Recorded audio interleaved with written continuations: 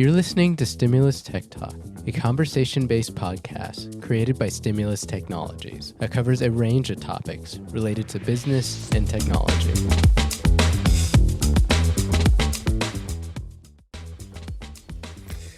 Hello, everybody. I'm Nathan Whittacre, CEO of Stimulus Technologies, and welcome to Stimulus Tech Talk. I'm very excited to have our first guest for the podcast this morning, a good friend of mine, Leia Shilobod, the CEO of InTech Solutions. So welcome, Leia. Thank you for having me today, Nathan. It's a pleasure. So I'll do a little introduction, read your brief bio here, and then we'll get into our topic of the day. So as I mentioned, Leia is the CEO of InTech Solutions and a longtime friend of mine. So I'm excited to have her. She's the author of Cyber Warfare, Protecting Your Business from Total Annihilation, and the 3 indisputable rules every manufacturer must know before purchasing any IT product or service. As a cybersecurity advisor, Leia speaks frequently at venues and events such as Harvard, Pennsylvania State Department events, and accounting and manufacturing industry events. Also known as the IT Princess of Power, Leia saves small businesses and mid-market firms from hackers and keeps them compliant by delivering enterprise-class IT security solutions that would otherwise be cost prohibitive. And so our topic today, and what I brought Leia on, is talk a little bit about security and compliance. And, that's a topic that, oftentimes business owners kind of glaze over when you talk to them, and they don't want to hear it until they have an issue. So tell me a little bit about yourself and how you've been able to, introduce this idea of compliance, especially CMMC compliance to business owners, and, what's your, how do you get into their head and convince them to even listen to you about this topic? Yeah, so I want to thank you so much for bringing me on this call to talk about my 2 favorite things, security and compliance, because those are my 2 favorite things, and I could talk about them all day long. But how did I get to be in this place? It's a good question. So I founded my firm in 2006 as a security-focused IT provider, because that was always really important and really key and core with everything we did. It didn't matter if the company that we worked with understood and cared about security as much as we did. We cared about it.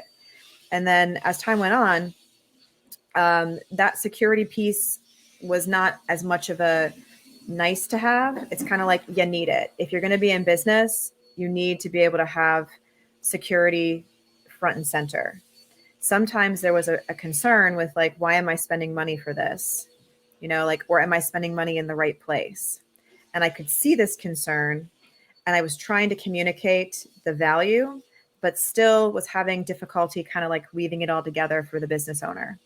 And then some of my manufacturing clients had a contractual requirement to comply with NIST 800-171 cybersecurity standards, how to protect certain government information that they were data custodians of.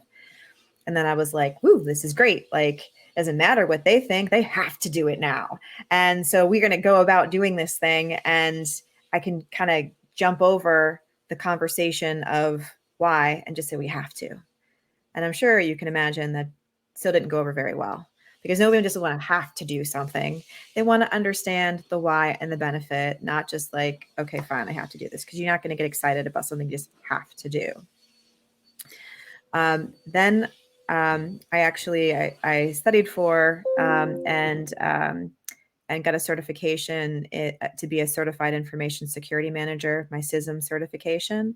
And as I was studying for it, it was actually one of the most fun things I ever did, because all the stuff in here was this is it. This is helping me to weave together all those things that I wasn't sure how to, and be able to have that conversation with my clients about managing their information security, and be able to say, what is the business outcome that you are looking for? Because we know we have to have some kind of investment in your IT, because that's related to your business process. And if we do this the right way, then those resources that you allocate, not only do you know why you have to put money in there, but you know that you're putting it in the right place instead of just trying to throw money at a problem, cross your fingers and hope that it's going in the right place. Now the clarity is all there. So when I talk to clients about introducing security, we talk about implementing a cybersecurity compliance program, no matter if it's going to be a CMMC compliance program or just cybersecurity compliance in general, and be able to have a business and operational conversation where we can say, look, I'm on the same side of the table as you. We have to think strategically about where we put these resources because we understand your business has limited ones. Let's talk about risk to the organization. What areas are those risks in? How would that impact be in your organization? And then put that all into a program and then be able to make good, strong business decisions based on data.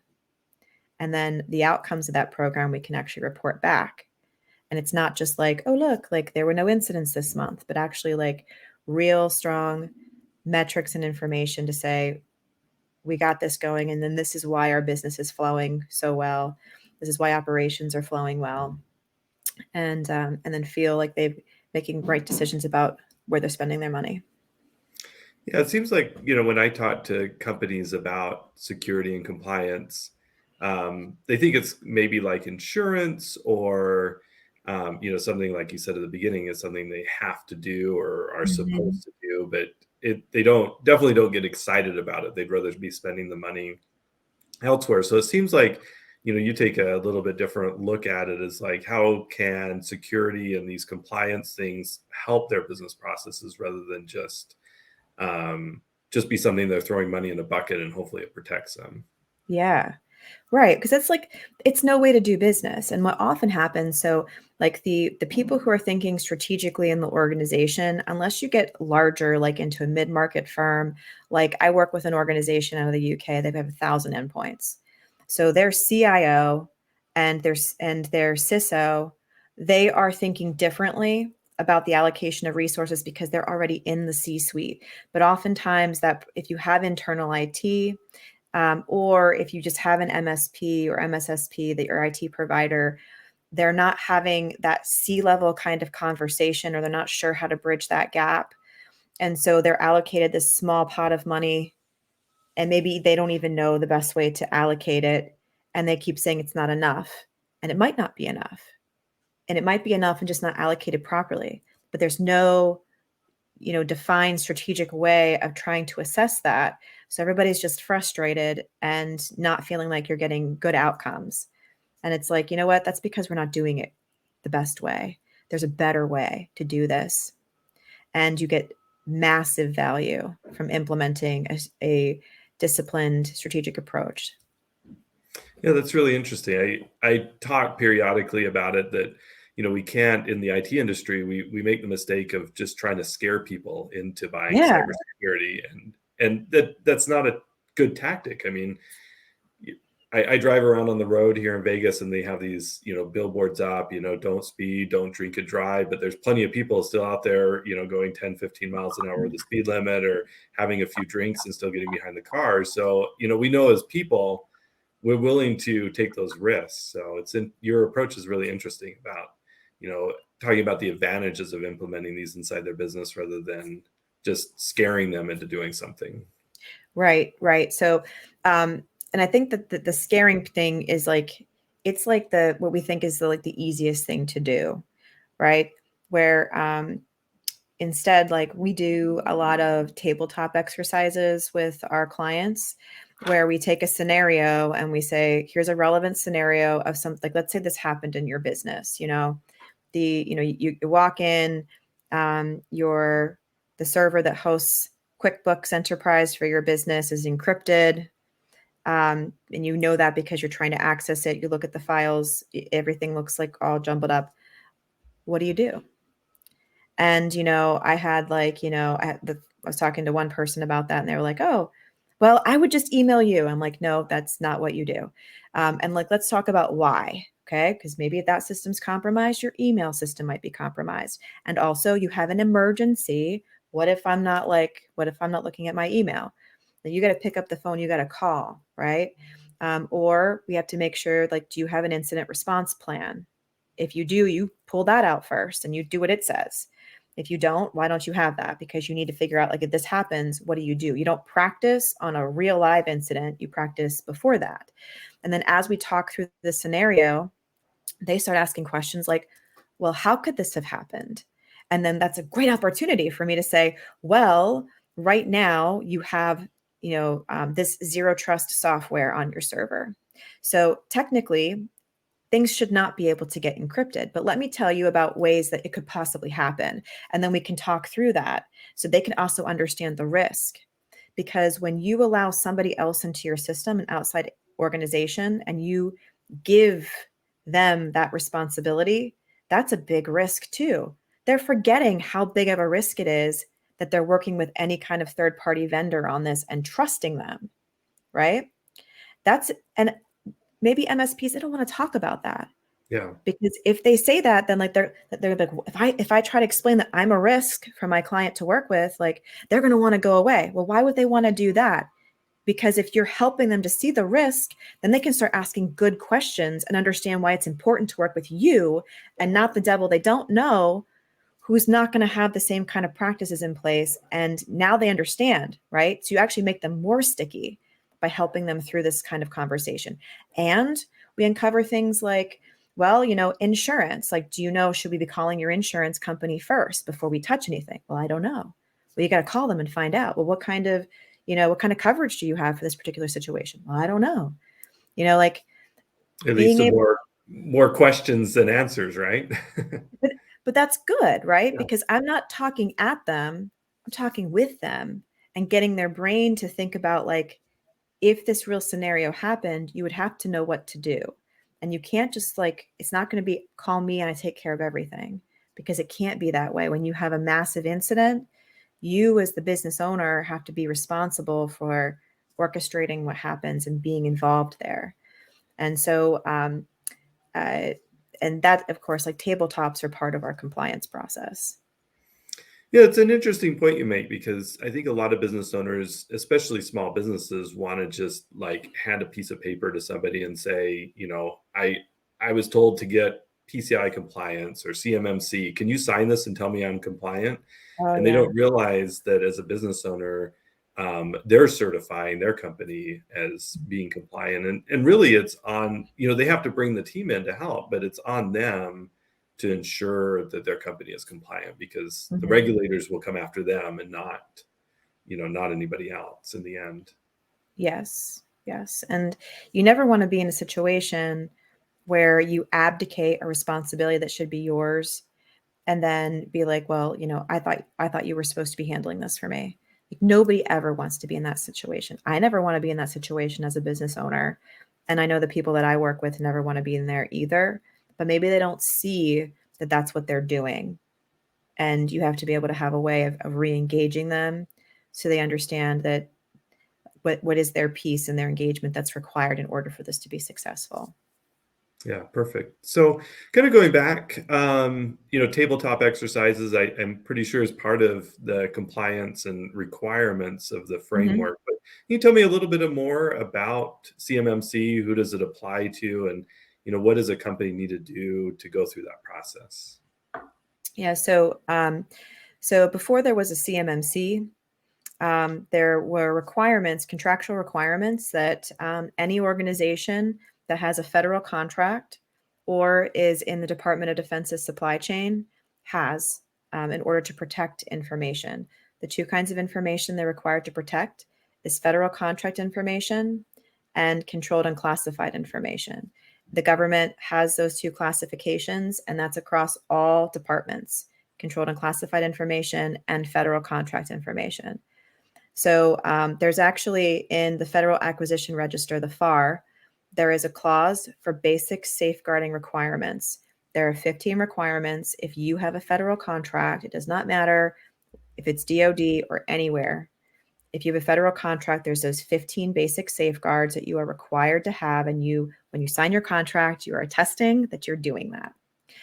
And then if you have CUI, there's additional requirements. And right now, every department kind of like approaches that differently. The DoD has been the one who has really taken the reins on assuring that organizations that have their information, the controlled and classified information, that they are actually implementing this properly. And that's because so many of our secrets and important information about our defense has leaked out to our adversaries. And so not only are they able to create weapons to be able to kill our people better, but they also can find the weaknesses so when they are using their existing weapons, that they can hurt and kill our warfighters and our people. And we don't want that. So we have to protect that information. It's been more important to the DoD. And they That's recognize. interesting. I think a lot of the leaks, I think in general, come from vendors. You think, Yes. yeah, and that's interesting. Interesting perspective that they're taking. Yeah. So they actually sent out their assessors, their auditors, to check to see in their big primes and also in some smaller organizations, how well are they implementing these controls. There are 110 controls in a publication called NIST 800-171. How well is it being implemented? And what they found out was it was really bad. And sometimes it was because organizations, they just kind of dropped the ball. Sometimes they didn't think it was important. And sometimes they just had confusion on how to actually implement it and what it looked like. So that's where the CMMC program came from. CMMC is like a how to implement these controls, the 15 from the FAR, that's CMMC level 1, and the 110 from NIST 800-171 at level 2. This is if you just have FCI. This one is if you have CUI. What is FCI versus CUI for those that don't have all the acronyms memorized? Yeah, so federal contract information is going to be any federal contract information. So if you have information that's a federal contract that the government would not just like post out on a public website, if you have to like sign into sam.gov in order to look at that information, then that's federal contract information. You're required to protect that with the 15 basic safeguards. There's other information. Sometimes that's like specifications, drawings, technical information that the department has. They've classified that as or categorized that, I should say, as controlled and classified information. So it's not classified. If it was classified, we have a whole another set of controls we have to look at there. But it's still important for it to be protected. It's not with additional safeguards to assure that the confidentiality of that information. And so the government says, if I entrust you with that, then you contractually are bound to implement these safeguards to protect that information. And if you don't, it's a breach of your contract, and not like, we're not just going to fire you, but we can come after you with False Claims Act and say, you've made a false claim that you were going to protect our information this way, and you're not, and we're going to sue you. And there have been, on the low end, $20,000 fines, on the high end, millions of dollars in fines. And it depends on the nature of the situation. Interesting. So I'm sure an organization can go out there and have somebody write all these policies, put them in a book, stick them on a shelf, and be good, right? Nope. Nope. The answer is no. Because CMMC and compliance is not a checklist, right? So when I talked to a manufacturer and I said, well, you went through all this effort to have a quality program, right? Or you went through all this effort to have a safety program in your organization. And they're like, yeah, we did. And I'm like, so you didn't like go through and do all this paperwork and do a checklist and you'd be like, whoop, we're safe, right? We're good. We don't have to do anything else because we got our checklist and now we're safe. You would say that's ridiculous. Safety is not like, well, we've arrived and we're safe. You have to continuously follow the processes, have safety meetings, maybe like continuously improve some of those processes to keep your people safe. Same thing with quality. It's the same thing with cybersecurity compliance. There's actions you have to take on a regular basis. We call that the compliance actions cadence. Things like maintenance on systems, patching, checking backups, looking at alerts, security reports, running reports over time, looking for vulnerabilities, bringing all this information together, looking at the documentation, making sure we're following policy, and that it's not just like, collecting dust on the shelf. Doing those tabletop exercises so we're ready when there's an incident, because it's not going to be if, it's definitely going to be when. Right.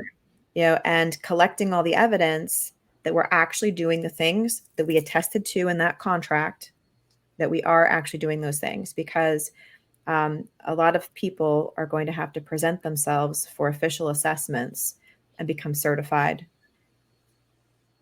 So how does a company get started with this? Let's say, a small contractor and, maybe does have some of that confidential or, proprietary information that's got to be protected by level 2.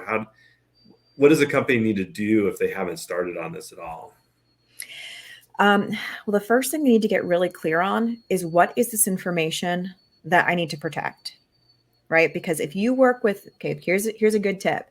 If you ask anyone external to help you with this process, and the first question that they ask you is not, what is the information you have to protect and how does it flow throughout your organization, then you need to not work with them.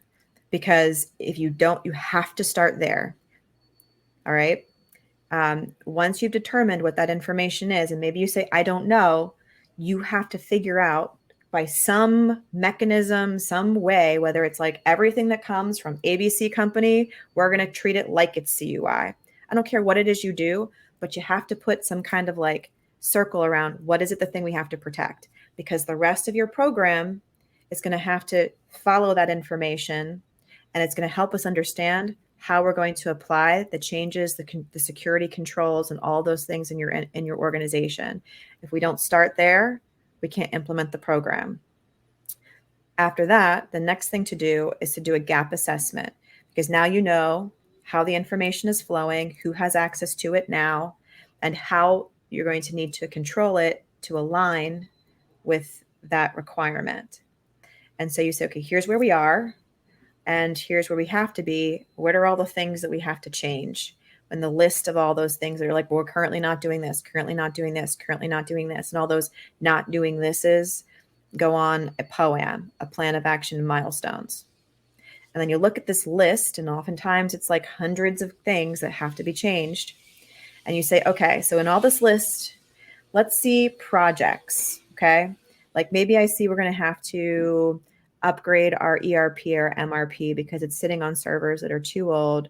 And that's like, it's, these servers are not going to be able to meet the controls. Maybe that's a project. Maybe you recognize that the wireless system that you have in place is not going to be compliant. Maybe that is it. There will always be documentation. So there'll always be some kind of documentation project in there, because no organization that I've talked to or work with, even the one that has 1,000 people in it, none of them have the required documentation in order to run the program properly. So that's going to be on there too. There might be some changes in a business process, because maybe a current business process, like there's no way to be able to secure that properly. And we have to think about different ways of doing that. And then so you look at all of those things, create, discrete projects, assign some kind of estimated value and labor lift, and then start to prioritize them to figure out how to remediate. But compliance is not just the project, right? So at the same time, while you're working through those projects, you're also implementing those cadences of the activities you have to do and collecting evidence. And that also helps you to stay on track, because when you're having those meetings and doing that cadence of activities, then you can also check in on the projects and make sure that they are, going along like they're supposed to get done.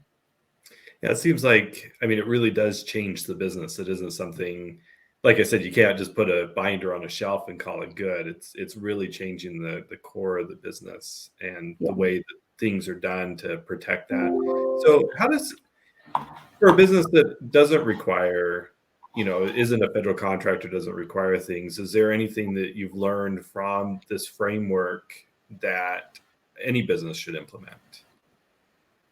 Yes, absolutely. And that is that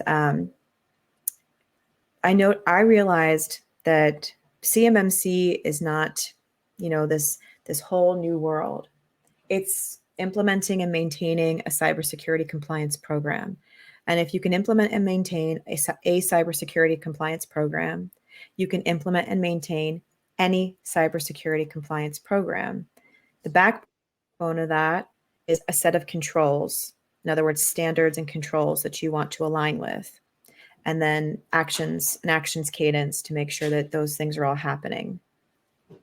So every business needs to have some kind of a program in place and some kind of standard. Otherwise, you're just guessing, right? I think this is the best thing. I think this is the best thing. And actually, like having a set of controls, whether you use the NIST controls like 800-171 or the cybersecurity framework, CSF, or you use CIS controls, there's a whole bunch of sets of controls. Mm-hmm.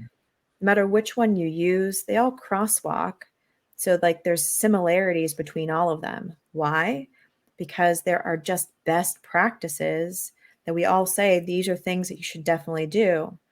And then if you select controls from in one of those other, organizations, like a standard set of controls, that like a bunch of really smart people got together and they thought about a lot of things that you probably didn't think of. And so that helps you to say, okay, yes, like here are our standards for the way that our systems are going to be configured and maintained and accessed and authorized. Our people are going to be maintained, screened, and authorized. And our physical environment is also going to be maintained and authorized, and how we're going to report on that on a regular basis. Every business should have a program like that, because otherwise it's going to be incomplete. There will be holes and gaps.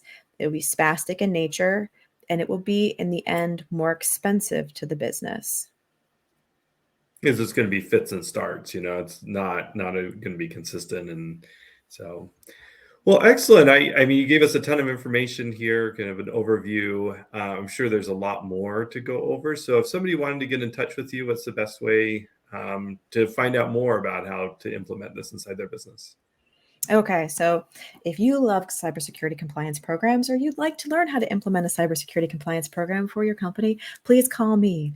And you can find me actually a lot of places. First of all, like if you Google this name, you will be able to find me, because like, trust me, like I'm everywhere. So if you try to Google, if you don't know how to find me, then you probably don't have any business using the internet. And I have no idea how you found this podcast. But on LinkedIn, my handle is Princess Leia, just like from Star Wars. That's actually who I was named after. Or you can just find me on here by linking in me that. I'm also on Signal, if you use the Signal app, Leia Shilobod. You'll be able to find all my contact information is on LinkedIn, including my email address and my cell phone number. Excellent, Leia. I hope this was informative for everybody. Definitely, it seems overwhelming when you're getting into compliance, and there's just so many things. But an expert can walk you through the process and help your business make it simpler. It's not always easy, but definitely simpler. And you need an expert walking through. And Leia is an expert in this field, so appreciate your time today. And hopefully, everybody got something out of this. Well, thanks, Leia. Thank you, Nathan.